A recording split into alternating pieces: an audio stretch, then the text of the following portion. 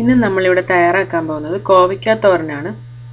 അതിനാവശ്യമായിട്ടുള്ള സാധനങ്ങൾ എന്തൊക്കെയാണെന്ന് നോക്കാം. ചെറുതായി അരിഞ്ഞ കോവയ്ക്ക 250 ഗ്രാം, തേങ്ങ തിരുമിയത് 1/2 കപ്പ്, പച്ചമുളക് 5 എണ്ണം, ജീരകം പൊടിച്ചത് 1/2 ടീസ്പൂൺ, വെളുത്തുള്ളി 2 അല്ലി, മഞ്ഞൾപ്പൊടി 1/2 ടീസ്പൂൺ, വെളിച്ചെണ്ണ 1 ടേബിൾ സ്പൂൺ, കറിവേപ്പില 1 തണ്ട്, ഉപ്പ് ആവശ്യത്തിന്, കടുക് 1 ടീസ്പൂൺ. ഈ തയ്യാറാക്കുന്ന വിധം എങ്ങനെയാണെന്ന് നോക്കാം. ആദ്യം തന്നെ തേങ്ങ, ജീരകം, പച്ചമുളക്, വെളുത്തുള്ളി, മഞ്ഞൾപ്പൊടി ഇവ ഇത്രയും കൂടെ ഒന്ന് ചതച്ചെടുക്കണം. എന്നിട്ട് ഒരു സൈഡിലോട്ട് മാറ്റി വെക്കാം.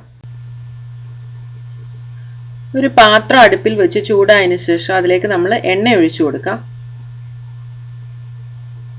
എണ്ണ ചൂടായി. ഇനി അതിലേക്ക് കടുക് ചേർത്ത് കൊടുക്കാം. കടുക് ഒന്ന് പൊട്ടിക്കഴിയുമ്പോൾ കറിവേപ്പില ചേർക്കാം. അത് 1 മിനിറ്റ് ഒന്ന് വഴറ്റിയെടുക്കാം.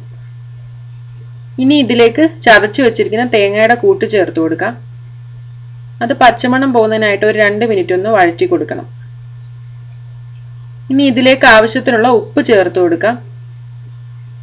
ഇനി അതൊന്ന് നന്നായിട്ട് മിക്സ് ചെയ്തെടുക്കാം. ഇനി ഇതിലേക്ക് അരിഞ്ഞു വെച്ചിരിക്കുന്ന കോവയ്ക്ക ചേർത്ത് കൊടുക്കാം.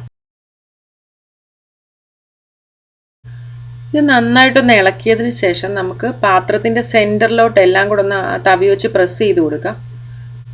അടച്ചു വെച്ചൊരു 10 മിനിറ്റ് നേരം മീഡിയം ഫ്ലെയിമിൽ ഇത് കുക്ക് ചെയ്യാം.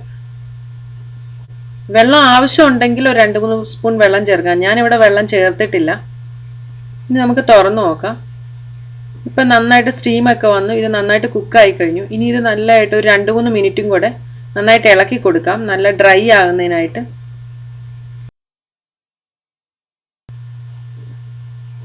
ഇതിപ്പോൾ സെർവ് ചെയ്യാൻ റെഡി ആയി കഴിഞ്ഞു.